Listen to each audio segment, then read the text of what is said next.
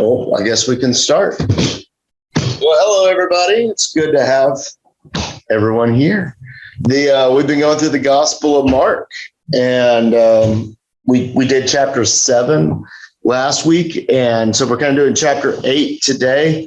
We'll see how far through 8 we get. We may be able to do the whole thing. There's a couple things that kind of happen in 8. We might get into 9.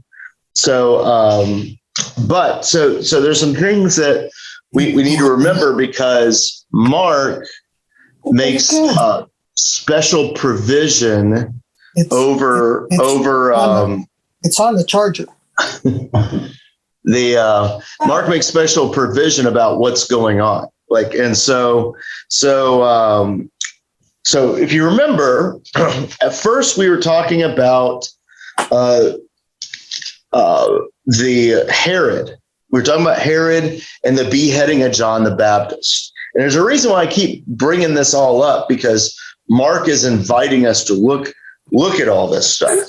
So we see that we have the beheading of John the Baptist, and we have the feeding of the 5,000 after that. Now, here's our question. Was Jesus, during the feeding of the 5,000, was he in a Gentile region or a Jewish region? Does anyone remember? Jewish? Jewish. Before he crossed over. Yeah. And so now, so we talk about that, and Jesus walks on the sea, and he's like, "Are your hearts hard, like Pharaoh's, and that you don't remember the loaves?" And he touched many and made well. And then we start talking about, so we're talking about Herod and all that. Then we start talking about the Pharisees, and he's like, "Listen, when you defecate things out, that's when you're dirty, and you need to wipe better, right?" And he's saying that that's when defilement happens, not when you're eating something. And basically, he's saying that all you guys with potty mouths, you're sitting there, you're defiling yourselves there. And and then he talks to the Syrophoenician woman, and basically kind of calls her a dog, which is kind of weird, but she accepts that and goes, "Even the dogs eat the crumbs from the children's tables." All right. So is he in a Gentile region or a Jewish region?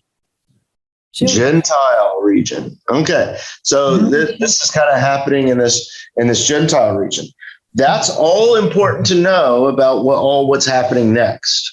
So let's get into it, and we'll read chapter 8 through verse 26, I believe, and talk about all that stuff there. So chapter 8. Verses 1 through 26. And I need to do all my work here. Oh, I'm not going to be able to. Hold on, everybody. Oh, man, I've ruined it all. Uh-oh. Why isn't this working? Why isn't this working? What in the world? Guess you're going to have to read it. Here we go. It was being weird. It's never like that. All right. So we hit this button, then we hit this button, and then share. Okay. All right. So, and let me know if you can't hear it.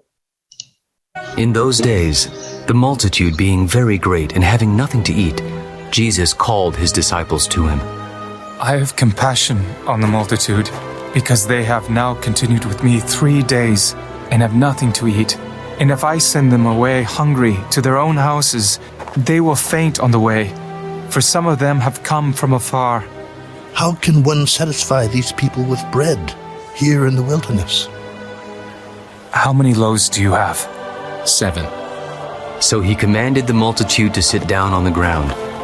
And he took the 7 loaves and gave thanks, broke them, and gave them to his disciples to set before them. And they set them before the multitude. They also had a few small fish, and having blessed them, he said to set them also before them. So they ate and were filled, and they took up 7 large baskets of leftover fragments. Now those who had eaten were about 4,000.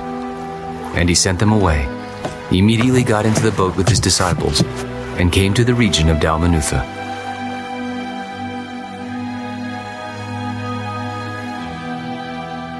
Then the Pharisees came out and began to dispute with him, seeking from him a sign from heaven, testing him.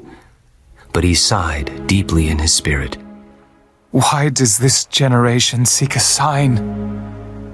Assuredly, I say to you, no sign shall be given to this generation. And he left them, and getting into the boat again, departed to the other side. Now the disciples had forgotten to take bread, and they did not have more than 1 loaf with them in the boat. Then he charged them. Take heed. Beware of the leaven of the Pharisees and the leaven of Herod. And they reasoned among themselves. It is because we have no bread. But Jesus, being aware of it, said to them, Why do you reason because you have no bread? Do you not yet perceive nor understand? Is your heart still hardened? Having eyes, do you not see? And having ears, do you not hear? And do you not remember? When I broke the 5 loaves for the 5,000, how many baskets full of fragments did you take up? 12. Also, when I broke the 7 for the 4,000, how many large baskets full of fragments did you take up? 7. How is it you do not understand?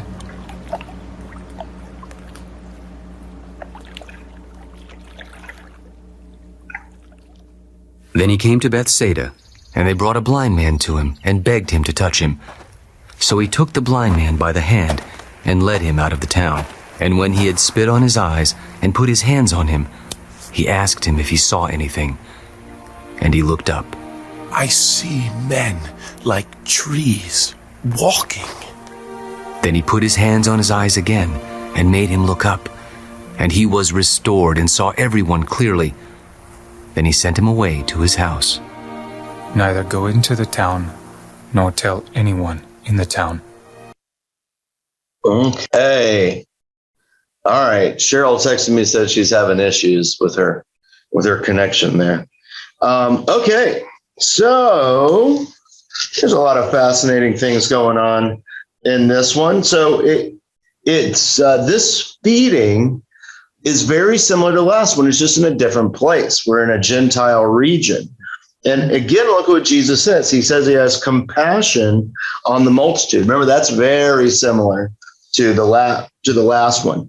And I remember being younger going, why is there 2 feedings? Like and I've heard some people say, well, like there's probably only 1, but like these people like they over there. And I'm so uninterested with arguments like that now, because that seems like these gospel writers are just trying to like, oh, well, we got this information, we're just trying to write it down. Like it's haphazard, but they're not. They're telling a story here. They're telling a story that's important, and so now he's in a Gentile region, right? And it's basically the same thing. Like, hey, we need to give these people something to eat, and they're like, we can't. Like we're out here in the wilderness. Which they should have known, but like that's kind of the whole point of the disciples the whole time, is that they just can't see. They don't get it. And I think that's kind of what the rest of this little section's about. But he asked them, how many loaves? How many loaves? So how many loaves were there this time? Now, how many loaves were there last time? 5. Now, but it mentions how many fish there were. Do you remember how many fish there were? 2. So it talks about fish here, but it doesn't include them in the number. So it's the same number, right? That happens here. And so then they ate and were filled. And then how many basketfuls did they leave left over? 7. And then how many basketfuls were left over in the last one? 12. So like that this is where this is fun. So the feeding of the 5,000, 12 basketfuls left over. Also, the 5,000 is an interesting number too, as well. 5 is an important number. Can you think of a reason why 5 would be an important number to Jewish people? Can you think of a reason? It's staring at you in the face, but you Protestants just don't know. I'm gonna put this one. It's staring at you in the face. How many pages would there? There are books of the Bible that are more important than the rest. The Pentateuch. 5 books of Moses. Like, so that's, so like that was, as I was kind of reading, getting ready for this, I was like, oh yeah, the Pentateuch. Like that makes sense. So you don't have the 5,000 on this one, you have the 4,000. And so let's have fun with this, because I don't know if this is the reason, but what could be the importance of the number 4 there? Remember where we are. Are we in a Gentile region or a Jewish region? Gentile region. Yeah. So what's a 4 idea that would represent Gentiles? Can you think of anything? Says the meaning of the different numbers is unclear. Well, and this is just me guessing. I didn't read this in a note or anything like that. This is just me guessing. But how many corners of the earth are there? Right? How many? Corners of Yeah, none. Well, like, but you have north, south, east, and west, right? Like that's kind of a general. Like especially when you look at old literature, we don't use it too much anymore. Because I think we firmly have a sense of a round globe now, where that probably wasn't the firm sense. So you have like the 4 corners of the earth type of thing, which kind of represent like the whole idea. You know, we still have that nomenclature in our speech, but we don't. But we don't really, it's all just, we just say it. It doesn't really mean anything anymore. But the 4 corners of the earth, there's a 4 corners in Florida. It's kind of this, I think it means something different though. But it's that kind of means, so I think that 4 could mean like the world type of thing. And we see that the 7 basketfuls left over is an allusion to creation, allusion to that. It's not just distinctly Jewish ideas there. So what's interesting is that we're talking about Herod and his power. Then we're talking about Pharisees and their power. We're still going to get into that. But the Pharisees and both Herod there were very much into, it is only these people. Like that's, and you need to become one of these people if you want any hope in. And you look at this story and what seems to be being said around it with the Syrophoenician woman and all that stuff, and it's pushing the boundaries way out. The God of all people. He's fed both areas. Yeah. He said the Jews and the Gentiles. Yeah. And this was after him saying no food is unclean. Yeah. And then he feeds the Gentiles, and then he goes and he feeds the Jewish population. Yeah. But the Jewish population is with him for 3 days. Okay, yeah. That's good. They make that point that when he's with the Jewish, he was with them for 3 days. Yeah. No, that's a good point. That's a good point. There was another point here. Oh, we haven't gotten to it yet. So I need to make sure, because Matthew uses a lot of the same stuff, but he pulls out different details. And I think the details that Mark has in here that Matthew doesn't are important, and seeing definitely what Mark wants you to see, type of thing. So did anyone have any thoughts on that little bit here? All right. So then we keep on moving.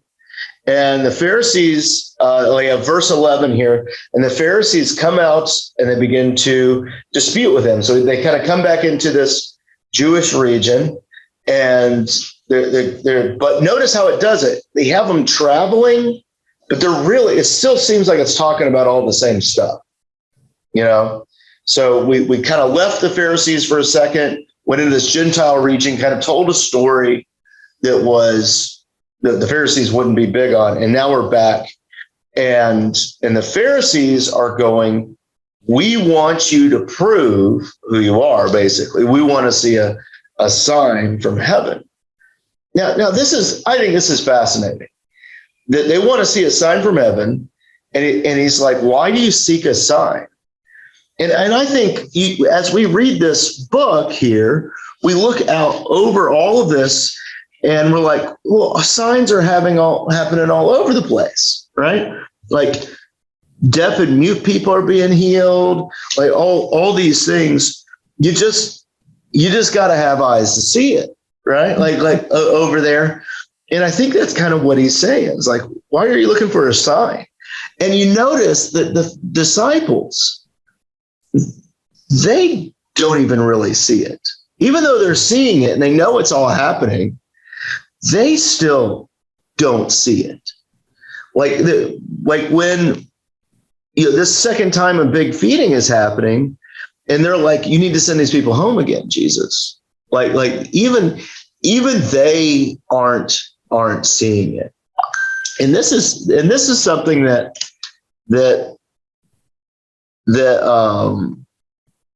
kind of hits me with.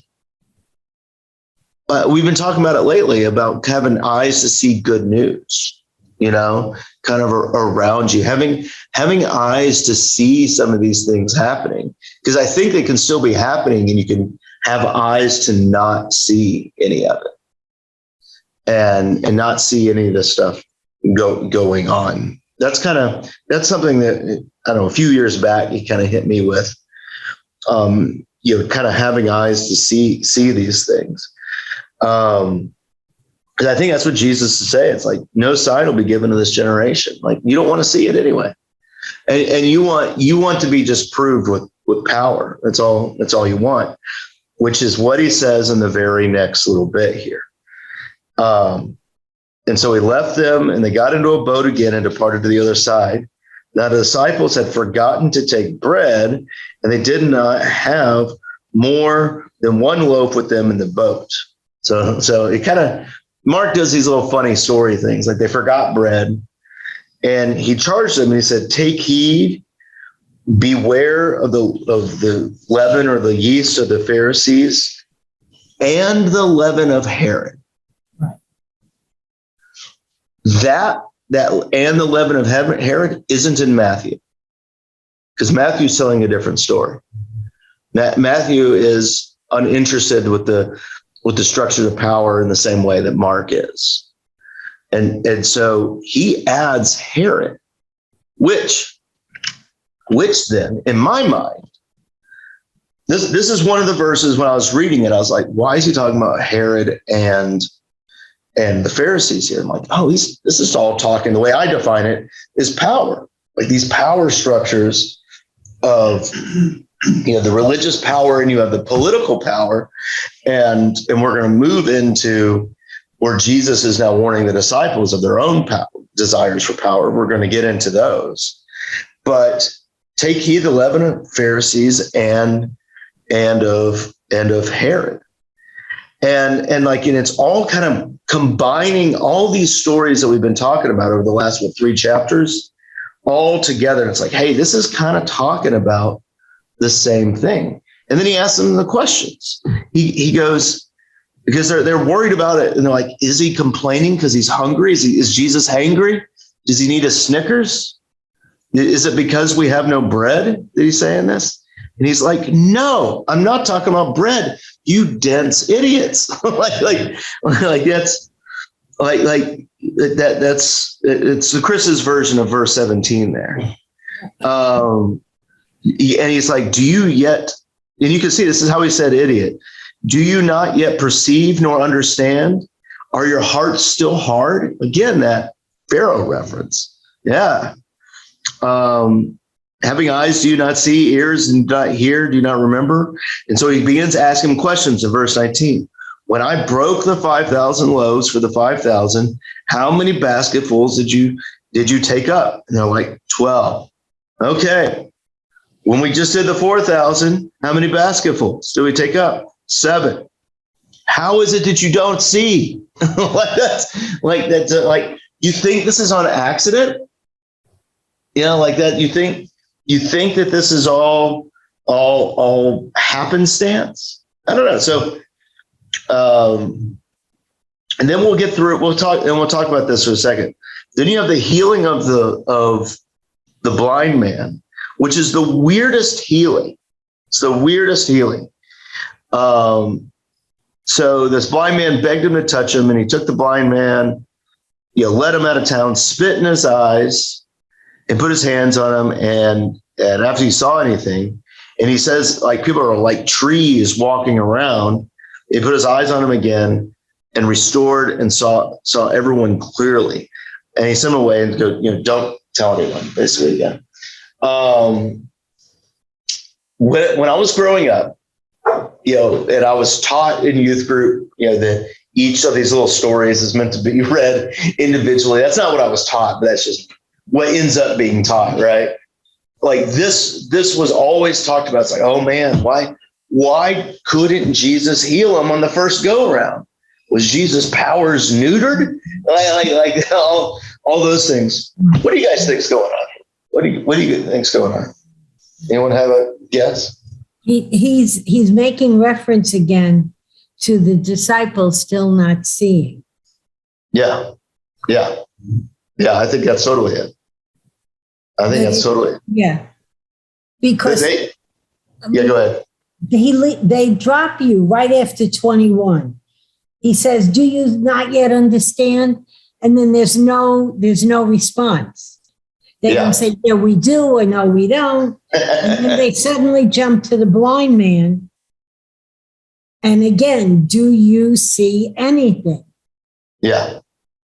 Like you said, what do we have to do? Hit you on top of the head or something? Yeah. And I think this is a good one because the disciples do see sometimes, but they don't see it quite right. They see the miracles, but they don't see him as the Messiah. So, and then you look at it with the next story. All right. The next story is Peter confessing that Jesus is the Christ. Like that. So, and we're going to get into that here in a second. But they see the amazing miracles, the signs that the Pharisees want to see. They see them, but they don't see them completely, like that. It doesn't sink in. Yeah, it's just not sinking in. Like that's definitely something that's going on there. That they're just not sinking in at all.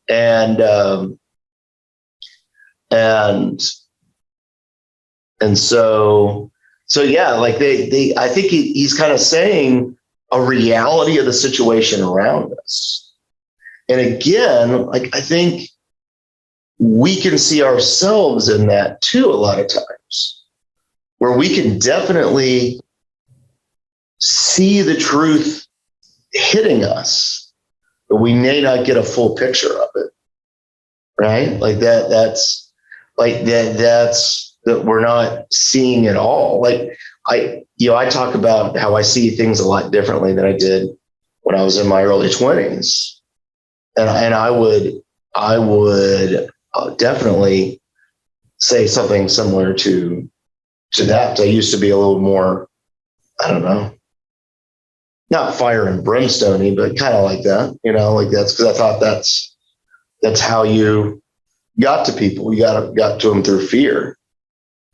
That's how preaching was Back in the day. Yeah. 50 years ago, 60 years ago. Yeah. I mean, even like that's like, so Kevin had never heard of this. So let's see if you guys have. There's a classic American sermon that is regarded as the beginning of the first Great Awakening. So this thing is like hardcore Americana, Christian Americana. It's a sermon by Jonathan Edwards called Sinners in the Hands of an Angry God. You guys ever heard that before? Yeah. Never heard of it? Edwards, yeah. Yeah, you've heard of it? Mm-hmm. So that's very common sermon. Well, Mark and I have been kind of studying it lately because we're thinking about doing something called Sinners in the Hands of a Loving God. And what's wild is that Jonathan Edwards was pretty young when he delivered that. That was in 1771, I think, is when he delivered that sermon. And I may have that date wrong, but it's 1700s is correct. Mid to late 1700s is correct. And he had a different tone about him when he was older. You know, it wasn't that like there's this vivid imagery of like God is holding you over a pit and only like, and he's just so angry at all your sin and like all those things like that. And so I think, you know, this idea of, you know, see that, yeah, you could see things not as clearly on the first go round. And that transition is right into Peter confesses Christ, like right here, because Peter sees correctly, yet it's not correctly. It's like trees. We'll get to that in a sec. Did anyone have any thoughts that they haven't said yet about this section?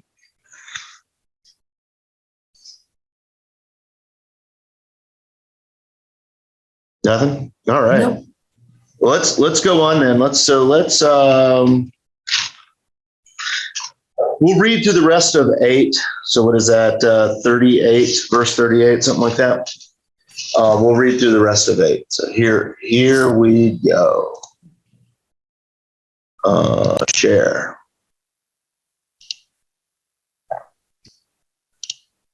All right. Now Jesus and his disciples went out to the towns of Caesarea Philippi, and on the road he asked his disciples, "Who do men say that I am?" John the Baptist, but some say Elijah, and others one of the prophets. "But who do you say that I am?" Peter answered and said to him, You are the Christ. Then he strictly warned them that they should tell no one about him. And he began to teach them that the Son of Man must suffer many things, and be rejected by the elders and chief priests and scribes, and be killed, and after 3 days rise again. He spoke this word openly. Then Peter took him aside and began to rebuke him. But when he had turned around and looked at his disciples, he rebuked Peter. "Get behind me, Satan! For you are not mindful of the things of God, but the things of men." When he had called the people to himself, with his disciples also, he said to them, "Whoever desires to come after me, let him deny himself and take up his cross and follow me. For whoever desires to save his life will lose it. But whoever loses his life for my sake and the gospel's will save it. For what will it profit a man if he gains the whole world and loses his own soul? Or what will a man give in exchange for his soul?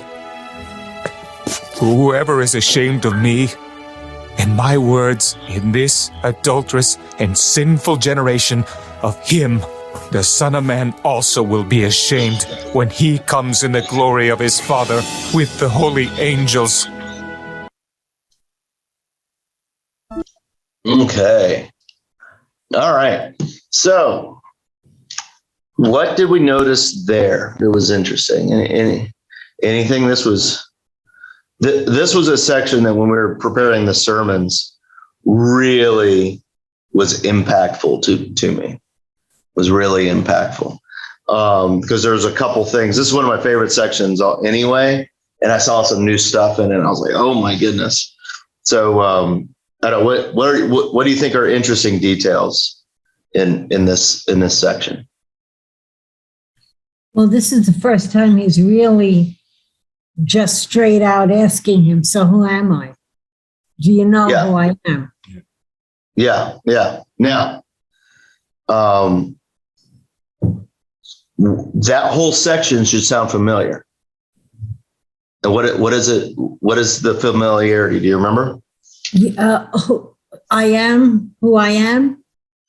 That's also there, but turn to Mark chapter 6, verse 15. It's really kind of 14 though. Mark chapter 6, verse 14. This is the beginning of the John the Baptist beheaded. Herod. Now King Herod heard of him. His name had become well known, and he said, John the Baptist is risen from the dead, and therefore these powers at work in him. Others said, it is Elijah, and others said, it is the prophet or one like the prophets. Right. But when Herod said, is this John whom I beheaded? That sounds identical to what Peter says.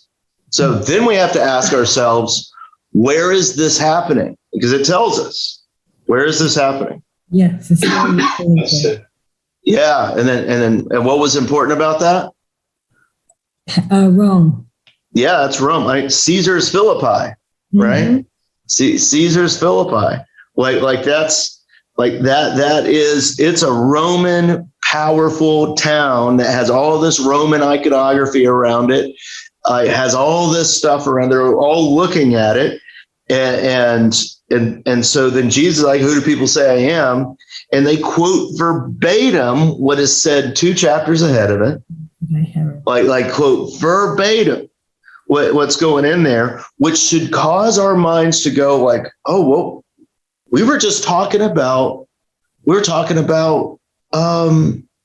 Herod back then and how he's a feckless ruler and beheaded John the Baptist, right? Like we should remember that. And who do people say I am? Like Herod. And then the people were walking around like sheep without a shepherd, and Jesus fed the 5,000, right? Like we should be remembering that here. And then he goes to them, but who do you say? Who do you say? That's what everyone else is saying. So it's caused us to remember just the utter fecklessness of Herod, of the kings of this world and the powers of this world. And then Peter brings us right into the religious realm and goes, you're the Christ, right? You were the Christ. And Jesus, said, do not tell anyone about him. But then he began to teach that the Son of Man must suffer, must die, and then the chief priests and the scribes. So we've gone from Herod into those chief priests now. We've seen that power has just run amok. We have this political power and this religious power has all run amok, and they're going to kill him. And Peter then, because he doesn't like what he's hearing, because he sees that Jesus is the Christ, but he sees Christ as the trees. He doesn't see correctly. He pulls him aside and begins to rebuke him. And Jesus says, get behind me, Satan, you accuser, right? For you're not having the mind of things of God, but the things of men. And right there, we have all three powers combined. It's like Captain Planet right there. I don't know, you guys probably don't remember Captain Planet, but that's all those powers combined, political, religious, and personal power, all like you don't have in the mind of things of God. You're only concerned about yourself and what you can get up. And then in relation to that, in relation to all those powers, he says, if you want to come after me, you got to deny all that. You got to deny those powers and come on the cross and follow me. Because if you're gonna save your life, if you desire to save your life, you'll lose it. Whoever loses his life for my sake will save it. Basically, it's like, think about those powers and pushing them aside. And then he says this, because it's the same argument. Peter's making the same argument that is still made today. Well, as long as we do all this bad stuff, but we get good outcomes, then it'll be okay. Because Peter's like, there's no way that you can die, right? Jesus. And Jesus says, what does it gain the whole world yet forfeit yourself? You know, like you've gotten all these good things out of it, but yet you are willing to debase yourself and do terrible things to get them. What is it good? You know, what are you going to exchange for your soul? Like, you gave yourself up. And this you know, this is the same thing that happens today, where we will debase ourselves in order to get power, debase ourselves to get what we want, you know, debase ourselves to get all these things. And it's not worth it. It's not worth it. And so yeah, like so I think it's kind of what's being said there in relation to all three of these powers, which is how I look through the lens of Mark. I could be wrong about it, but I'm not. But I think that's kind of the case. And that's damning for me. I know for all of us who kind of like, if we can just make this happen, then everything will be okay. You know, and I don't think that's what Jesus is saying there. I don't know. Does anyone have any old thoughts about that?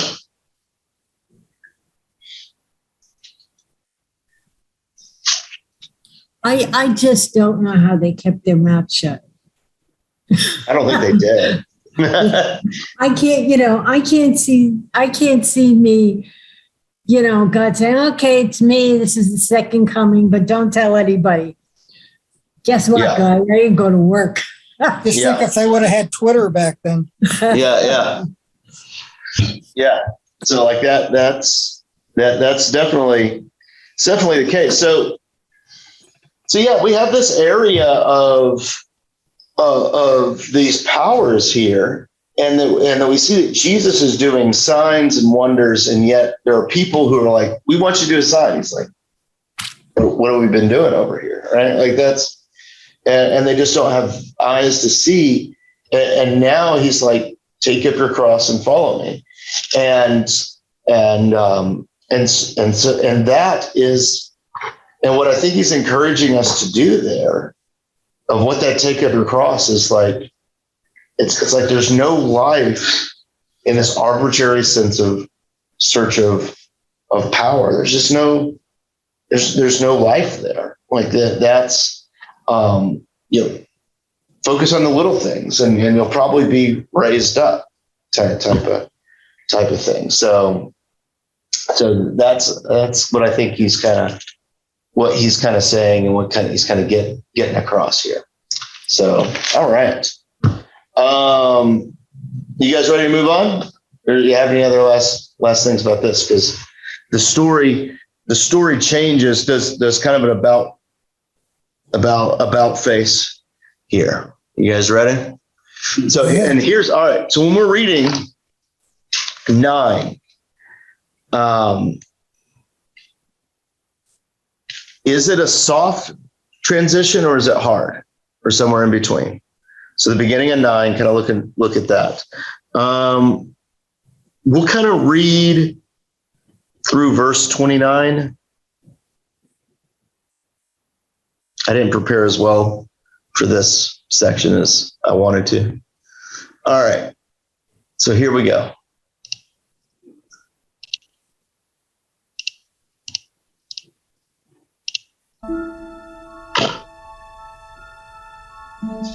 Now after 6 days, Jesus took Peter, James, and John, and led them up on a high mountain apart by themselves, and he was transfigured before them. All right. The first verse didn't read. Oh, it's Now, not after in the, 6 days, it's not in the Jesus- reading. It says, assuredly I say to you that there are some standing here who will not taste death in the kingdom of God is present in power. So that's like the last verse of that last chapter. Okay, number 2. Now, after 6 days, Jesus took Peter, James, and John and led them up on a high mountain apart by themselves, and he was transfigured before them. His clothes became shining, exceedingly white like snow, such as no launderer on earth can whiten them. And Elijah appeared to them with Moses, and they were talking with Jesus. Rabbi, it is good for us to be here. And let us make 3 tabernacles, one for you, one for Moses, and one for Elijah. Because he did not know what to say, for they were greatly afraid. And a cloud came and overshadowed them, and a voice came out of the cloud. This is my beloved Son. Hear him.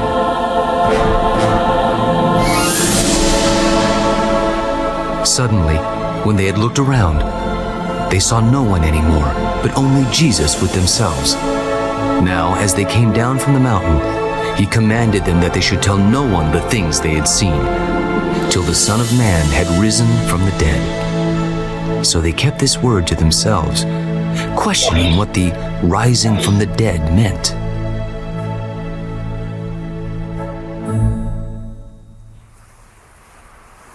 Why do the scribes say that Elijah must come first? Indeed, Elijah is coming first and restores all things. And how is it written concerning the Son of Man? That he must suffer many things and be treated with contempt. But I say to you that Elijah has also come, and they did to him whatever they wished, as it is written of him. And when he came to the disciples, he saw a great multitude around them, and scribes disputing with them. Immediately, when they saw him, all the people were greatly amazed, and running to him, greeted him. And he asked the scribes, What are you discussing with them? Then one of the crowd answered, Teacher, I brought you my son, who has a mute spirit, and wherever it seizes him, it throws him down. He foams at the mouth, gnashes his teeth, and becomes rigid. So I spoke to your disciples that they should cast it out, but they could not. O faithless generation, how long shall I be with you? How long shall I bear with you? Bring him to me. Then they brought him to him. And when he saw him, immediately the spirit convulsed him, and he fell on the ground and wallowed, foaming at the mouth. How long has this been happening to him? From childhood, and often he has thrown him both into the fire and into the water to destroy him. But if you can do anything, have compassion on us and help us.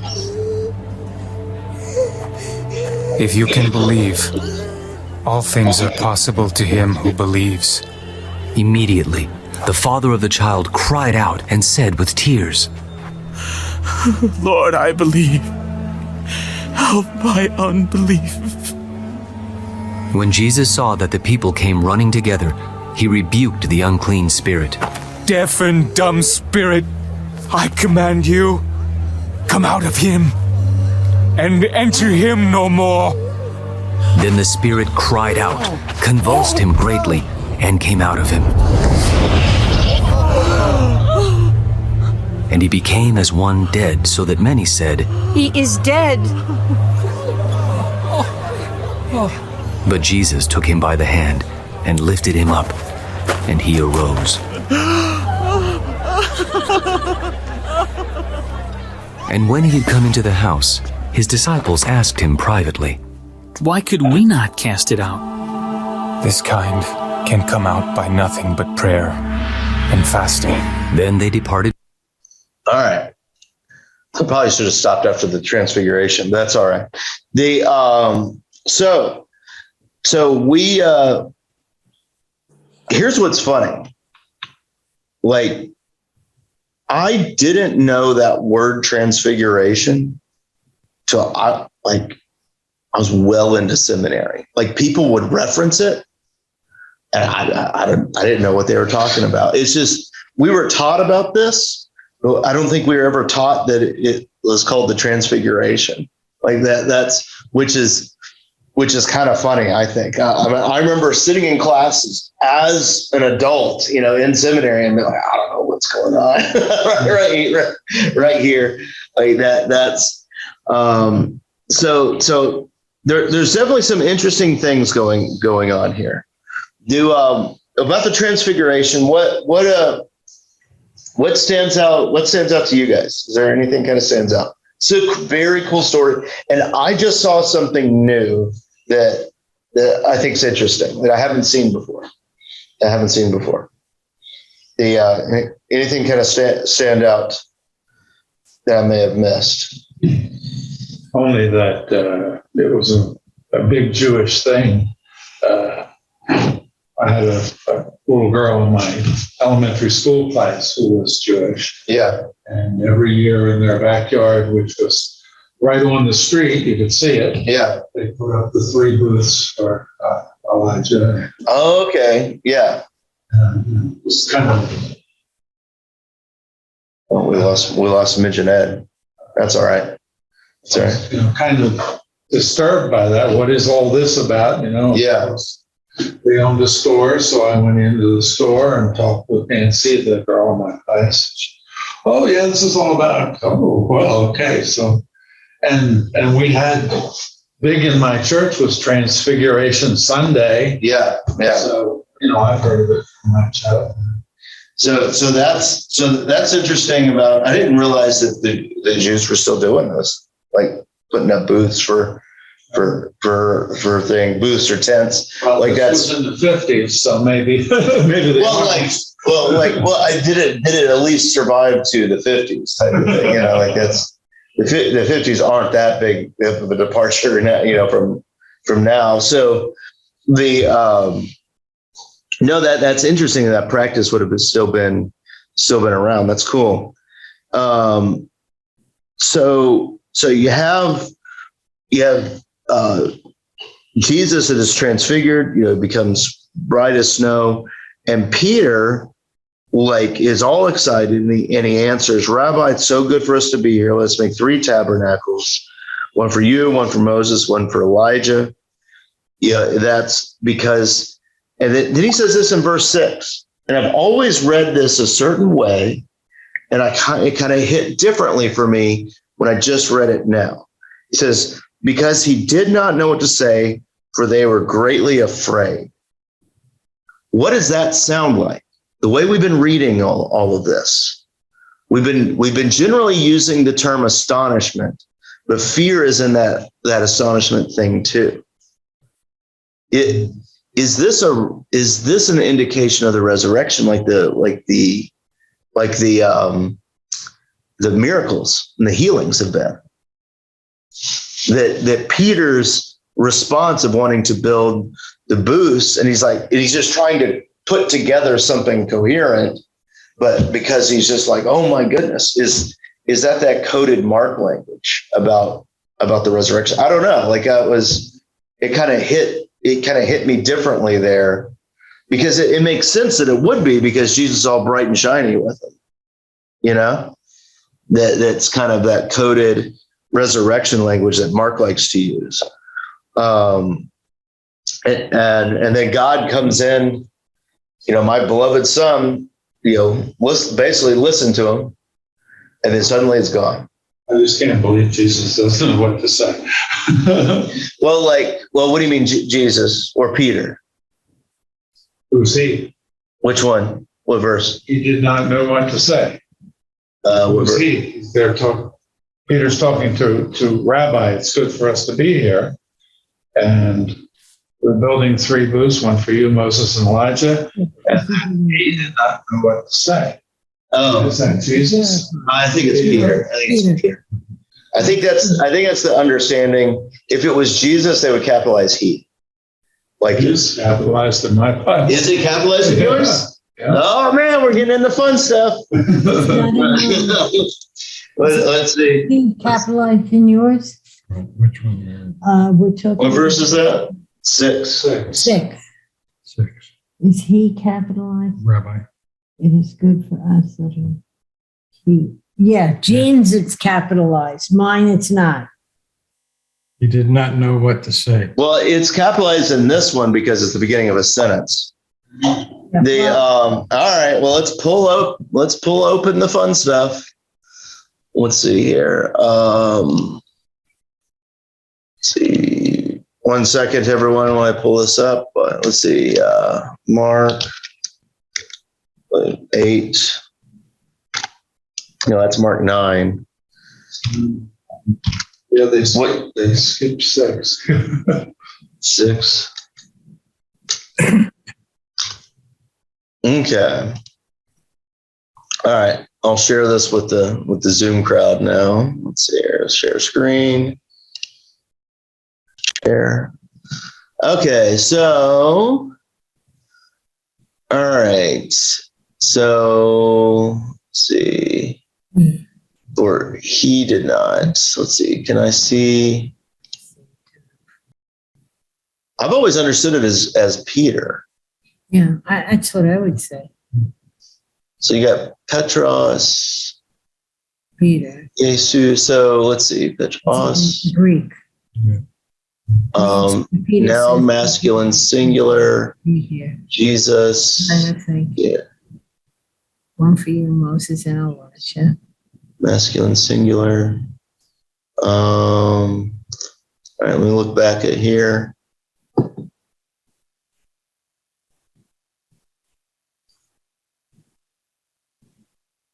So let's see.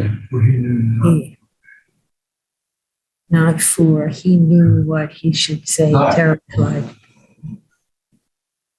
For they were. Yeah.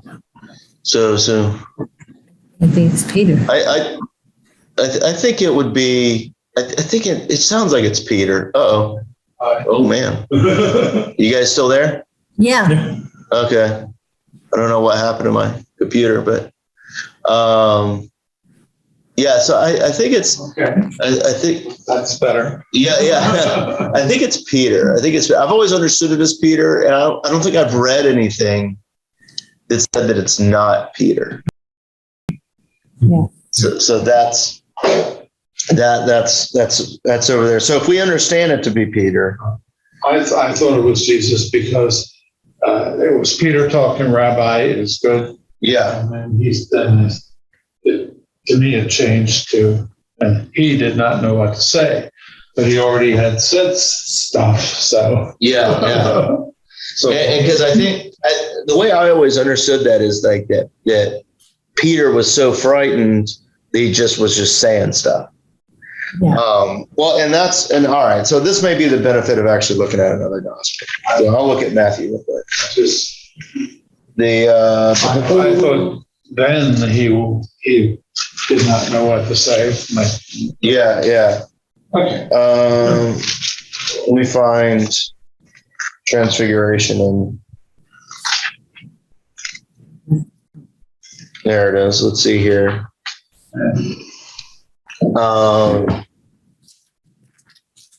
Let's see here. When the disciples fell face down, he just came and touched them. Get up, he said, don't be afraid. Don't tell anybody. Let's see here. Peter said to Jesus, Lord, it's so good for us to be here. If you wish, I could put there 3 shelters. One for Moses and Elijah. Yeah, so Matthew doesn't have that in it. Okay. Well, I've always understood it as Peter. I had never understood. Like, that's interesting. That's interesting. I don't have any direct notes about that. There's none here. So I think it's so like if it is, it's my book says it's Peter. Which one? Mine says it's Peter. Okay. He did not know what to say. Peter did not rightly understand what he was witnessing. Moses and Elijah were preparing Jesus for going to his death. Okay. All right. Very good. That sounds good. All right, cool. So if that is Peter, I think it's interesting about that greatly afraid language. I think it's kind of signifying resurrection again there. And then like Jesus talks about like, hey, like, he starts talking about needing to die and rise again from the dead. And they start kind of hearing it now. And they're like, what in the world does this mean? It's not the first time he said it. Yeah, like they are asking him. And so he says, and then he kind of references John the Baptist here. Verse 12, then he answered and told them, indeed, Elijah is coming first and restores all things. And how is it written concerning the Son of Man that he must suffer many things and be treated with contempt? But I say to you, Elijah has come, and they did to him whatever they wish, as it is written of him. I think this section. So what do you think about the transition then of the transfiguration? Is it starting a new section, or is it connected to that last section? What do you think? I think it's new. I mean, You think it's new? he's revealing himself in ways that he never did before. Yeah. And it's not. So you don't think it's the culmination of the previous ideas that we were talking about with Herod and the Pharisees? No, I think it's this was his last attempt to actually get through to them as to who he was, what was going to happen. Yeah, that's interesting. Like last attempt to get through to him. That's interesting. I kind of agree with that. Yeah. So Yeah, I mean, when they made the comment questioning what this rising from the dead might mean. Now Yeah. you got this guy. He's been raising people from the dead like it's a Saturday picnic. yeah, And he says, I will be raised from, and they're like, we don't understand this. I mean, did you not think he had the power to do this? I mean, you just saw him as God. God the Father just said, this is my son. yeah, He just got through saying, I'm going to rise from the dead. And they're still, what does he mean? yeah.